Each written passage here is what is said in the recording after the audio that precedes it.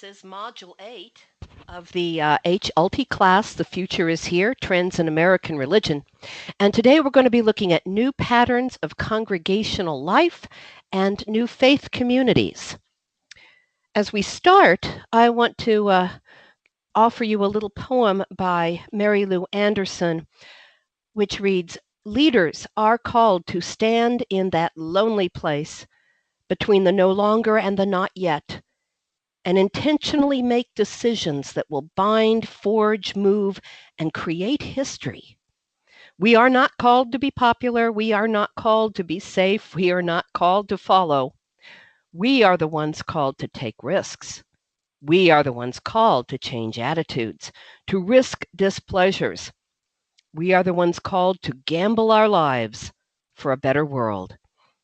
And in the spirit of that gamble and risk-taking, we will light our chalice virtually today and look at congregations that are doing new things in new ways."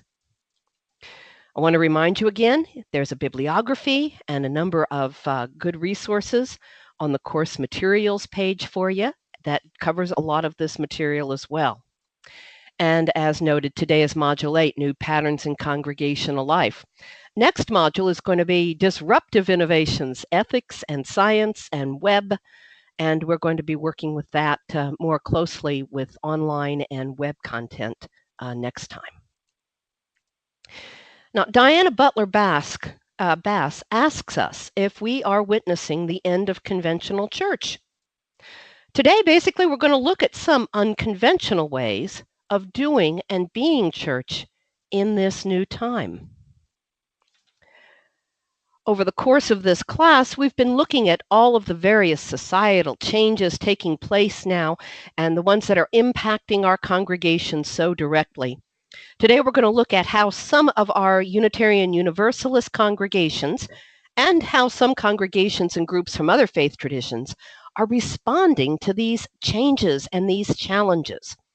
Just to remind you, some of the driving forces that we are working with now that are changing our society and churches are the growing number of people with no religious affiliation, increasing numbers of people becoming more spiritual and less religious, declining participation in all churches, the increasing diversity and pluralism in our American society, and the increasing influence of individualism on religious identity and community life, and then the changing patterns of marriage and family life that we looked at last time, declining family religious socialization, aging baby boomers, oh yes, and then the increasing use of digital and web technologies, which are going to be more in the next session rather than this one.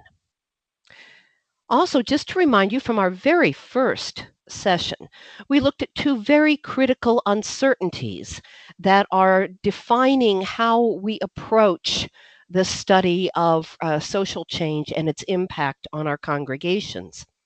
The Faith Formation 2020 project, which is part of the Vibrant Faith Ministries group, has been doing a lot of research and training around those driving forces that I just outlined for you. And as noted, I said in the first session, these driving forces lead to these two critical questions that were articulated by the Faith Formation 2020 researchers. The different possible responses to these questions have led the Faith Formation researchers to outline 4 possible scenarios or responses or reactions to the driving forces. And the questions: will trends in U.S. culture lead people to become more receptive to organized religion, or lead people to become less or more resistant to organized religion? And then second, will people's openness to the spiritual life increase over the next decade, or will people's openness to the spiritual life decrease? 2 critical questions. Now, these scenarios are built around critical uncertainties about the external environment. That is, the stories are based on different outcomes of these few key uncertainties that are both the most important for the future of faith formation in congregations and the most uncertain in terms of future outcome. This is a little chart, a little grid of how the 4 scenarios were mapped out based on these 2 critical uncertainties in the external environment. Faith Formation 2020 researchers looked at the key uncertainties that are, as I said, most important to the future of all of our congregations. And you see these on this slide, the receptivity versus resistance to organized religion and hunger for the spiritual life, whether that is low or high. Now keep these in mind as we look at the next slide, which outlines the 4 scenarios that are the response to those 2 critical questions. Faith formation researchers outlined these 4 different possible scenarios. That it's an attempt to get a handle on the shifting American religious landscape. Faith Formation 2020 believes that to some extent we all need to deal with people who fit in all 4 scenarios. They also research the diverse life tasks and religious needs and concerns of each of these 4 scenarios, as well as the needs and concerns of the different generations that are in our congregations and in our society. Now, we're going to look at new patterns of congregational life and new faith communities and ideas that have risen specifically or more closely in response to scenarios 2 and 3. That is, dealing with the spiritual but not religious, and the unaffiliated and possibly uninterested.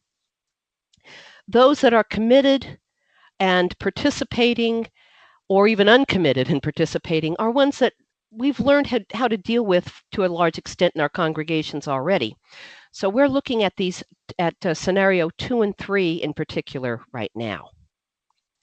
So the question is, how can we learn to reach out to people in scenarios 2 and 3, the spiritual but not religious and the unaffiliated? These folk are not going to come looking for us. We've talked about that before. But if we want to engage them, we can start with some suggestions that were noted here by the Faith Formation 2020 researchers to look at life issues, to look at offerings in third place settings, and I'll explain all of this, to look at service projects, diversity, spiritual formation, various kinds of events that are non-traditional in terms of religious formation or religious focus, and then, of course, digital and web outreach. Now, a large and growing number of the spiritual but not religious and unaffiliated are millennial young adults and some Gen X. And that's 18 to 35 and then on into the mid-40s. That's young families. Remember, the millennial young adults are the single largest age cohort in the United States today, larger than the baby boomers. So if we want to engage the spiritual but not religious, if we want to engage the unaffiliated, we have to get to know the concerns of young adults. Our congregations have had quite a few years to learn the needs of older generations and baby boomers, as I've noted, and we often do a pretty good job with those folk. But we need to expand our horizons if we want to thrive into the new era. So what do young adults want from a faith community? According to the research, young adults want expressive, experiential faith activities. That's worship and learning and rituals and prayer and physical community with others. They want a faith that makes cognitive sense to them and is also an expressive, embodied spiritual experience. They want that personal connection. People of all ages are yearning for a personal, intimate connection with others on a regular basis. They're looking for service. There's a longing to make a difference in the world, and people want to know that their activities, what they donate in terms of time, talent, and treasure, is going to make a real difference. Experience, people want to experience their faith. And graciousness. Especially young adults are tired of faith being divisive and harsh. They're tired of the kind of vitriol that we have seen in religious discussions or arguments in the popular media. We also know that people of all ages, not just young adults, are changing the questions they ask about faith. Faith was once about what one believed, but in this postmodern age, that has shifted. People now are asking, how do I believe? How do I practice my faith? They're also asking, why do I believe? What difference does it make to my life? What difference does it make to the world? Now, it's certainly important to know the reasons why so many people are disaffiliating from organized religion, and we've been studying that. But what now?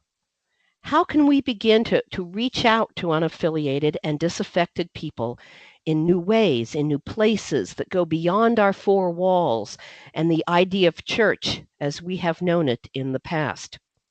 And here again are the elements to keep in mind as outlined by the Faith Formation 2020 researchers as we look at new ways to reach out to spiritual but not religious and unaffiliated and young adults. The issues of life issues, third place settings, service, diversity, spiritual formation, various events, and digital and web outreach. So let's take a look at life issues. We want to shift from standard ideas of religious curriculum or religious faith formation training to faith formation that's tailored for different ages at different life stages and different life needs. Here we see a quote that personalized and customized faith formation is needed in addressing people's spiritual and religious growth by offering a wide variety of religious content and experiences for dealing with life issues that affect different age groups. So, what might be some of the life issues facing people that we need to take into account? We have all kinds. There's marriage versus singlehood. There's increasingly busy lives for families raising children. There's partnerships outside of formal marriage. There's jobs, finances, money, retirement, health issues. All of these are different life issues that people face. And our faith formation work, our education work, needs to be tailored and personalized for these different groups facing these different issues. Now, the Unitarian Universalist Association's Tapestry of Faith is a series of programs and resources for all ages that nurture our Unitarian Universalist identity, nurture our spiritual growth, transforming faith, and vital communities of justice and love. And there are programs for children, for youth, for adults, for multi-generational groups to address the different needs at different stages of people's lives. One perfect example of a tapestry of faith curriculum that's geared to a specific life concern, especially for young adults, as well as retirees, is the new curriculum now called the Wisdom Path: Money, Spirit, and Life. It's a tapestry of faith program for adults that explores our attitudes, behaviors towards money in our everyday spiritual and congregational lives. And this curriculum asks us to wrestle with how our financial lives intersect with our religious, spiritual, and community commitments. It asks us, how can we have a relationship with earning and spending and giving and investing that is spiritually healthy and grounded in our deepest values?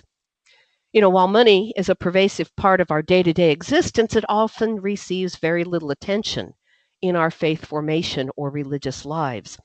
So as religious people, we have much to gain by making money a part of an intentional, covenanted, and faithful conversation together. So this program is an example of how we address different life needs at different stages, and it helps our participants understand how decisions and attitudes about money can be a more effective force for living lives of meaning and value and creating positive change in themselves, congregations, their groups, our society, and the world. Now, some congregations have joined in partnerships with other congregations to expand the scope of the programs and the offerings and the faith formation opportunities available to all of their people. The North Texas UU congregations is a model of one way that a cluster of congregations can work together to meet the changing needs of people in our society. North Texas UU congregations consists of 13 UU congregations, of course, in North Texas. That's their cluster. Its mission is to proclaim and promote our covenant of liberal religion by empowering congregations through education, collaboration, and funding. Their vision statement of the cluster says, by our creative actions, NTUUC, that's North Texas UU congregations, inspires a just, loving, and sustainable world. Now, through collaboration and sharing of resources at many different levels, they're addressing people's spiritual and religious growth, and they're offering a wide variety of religious content and experience possibilities for dealing with these life issues for different groups. Of course, they practice communications and collaboration, promoting awareness of and attendance of the many events and classes and activities that are sponsored by cluster congregations, as well as their southern region and the UUA. They really shine at educational programming in keeping with their goal of strengthening congregations. They offer at least 4 educational programs and conferences each year. They have a goal to create better prepared leaders and thus stronger institutions. The main leadership-oriented event brings nationally known UU speakers. It offers a wide variety of breakout sessions, and it's called the Standing on the Side of Leadership Conference each year. The cluster also offers annual conference on current UUA congregational study action issues and a semi-annual training for the board members of all of their congregations. They really focus on this education and training. And they offer other educational programs each year in response to the different needs and requests of their congregations. And they participate as well in other shared causes, especially in the area of social justice.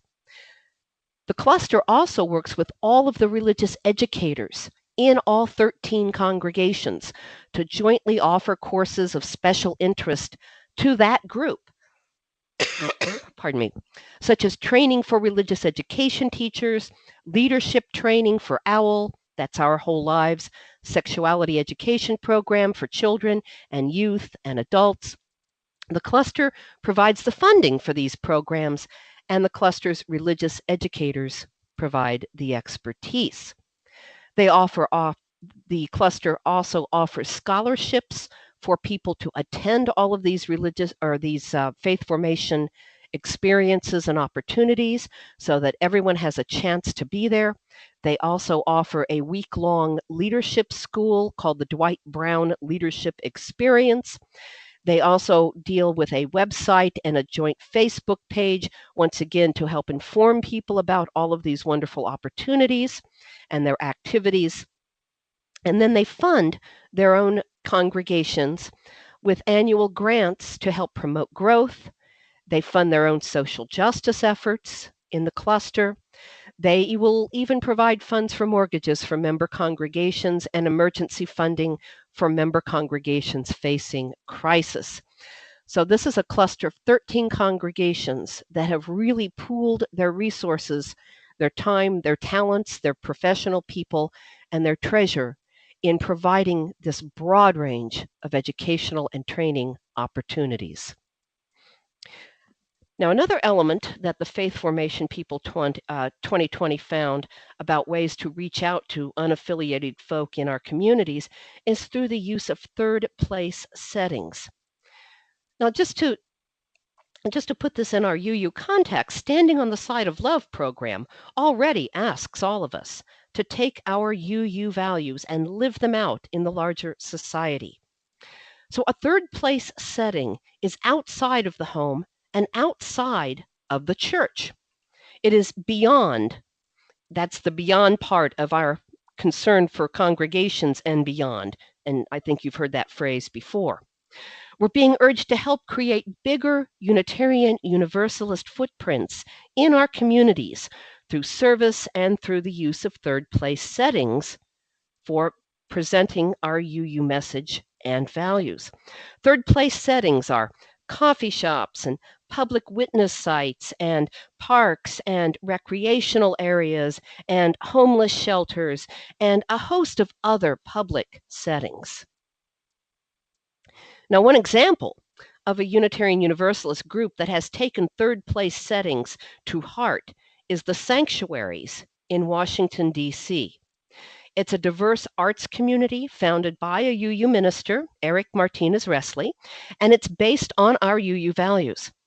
The community itself meets in different locations at different times for a variety of different purposes, and they are specific outreach to young adults.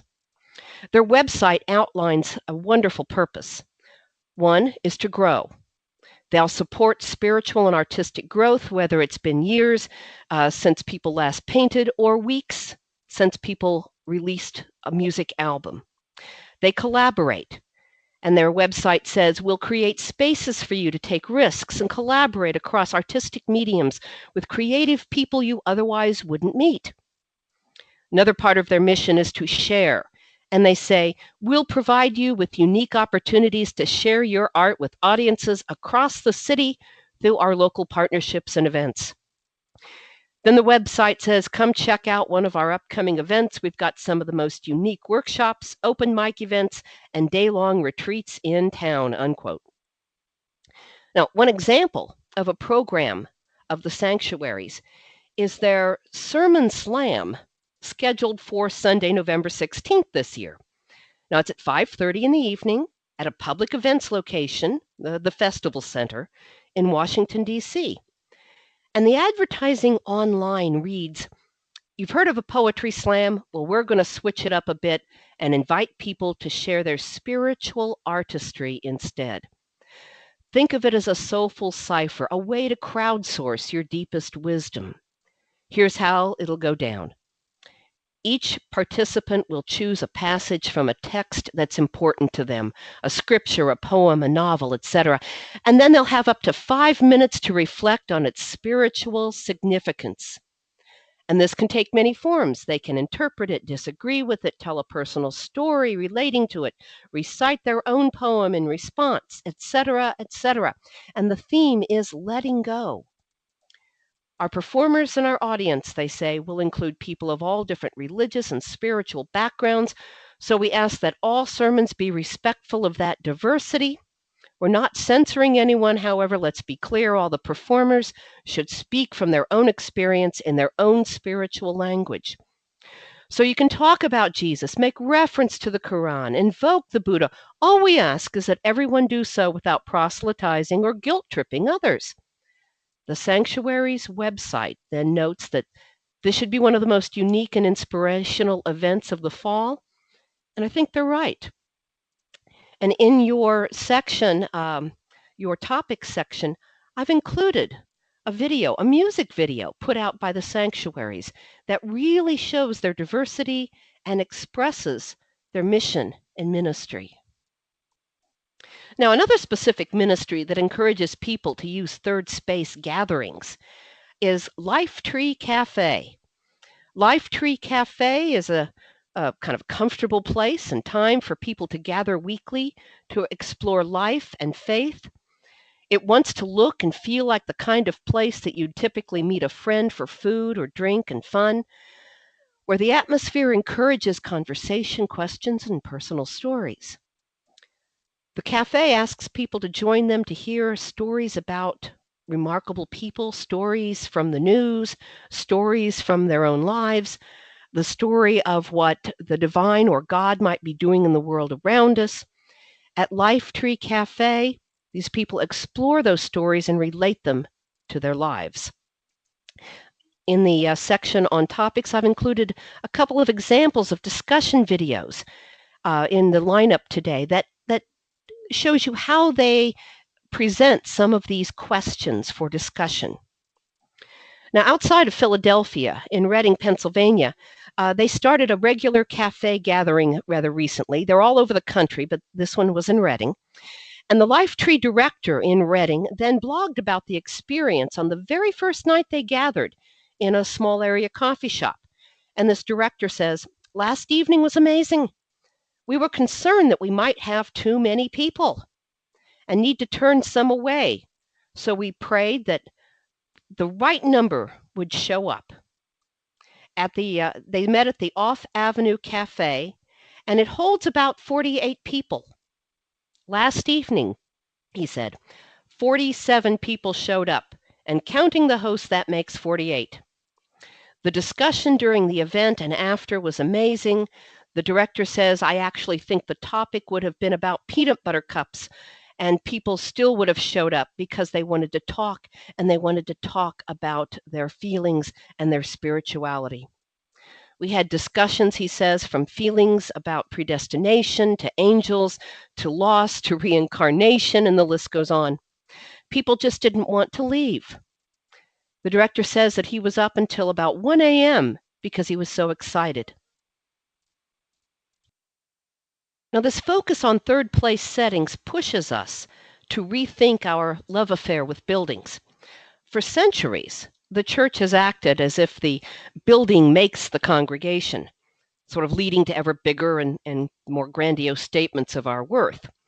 Well, now, however, some congregations are beginning to see this dependence on buildings as not really necessary to the definition of congregation or faith community. There are congregations who move to a different site every few years and are known by their work rather than their street address or their location atop a tall hill. Congregations who shed their historic on-the-town square public meeting space buildings in order to conduct their own worship in much more modest facilities. There are congregations who merge and divest themselves of both buildings in order to worship in rented commercial space that calls forth their very best liturgical creativity while freeing their financial resources for mission and ministry. The pictures on this slide are of a Methodist church that was small and had very modest facilities, but they turned that space into a daycare for young children in the community to meet a real missional need. They come back every Sunday and they hold services, but it is in this kid-friendly space, this Wesleyan playhouse. Now, in the next section, you'll see a couple of short videos. The first is a music video, as I said, produced by the sanctuaries in Washington, D.C. It outlines their mission and ministry and gives you a good idea of the kind of spiritually oriented art productions that the sanctuary fosters. The next is a video about the Lifetree Cafe, followed by two very short discussion starters from Lifetree, so you can see how they kick off their discussions in these groupings.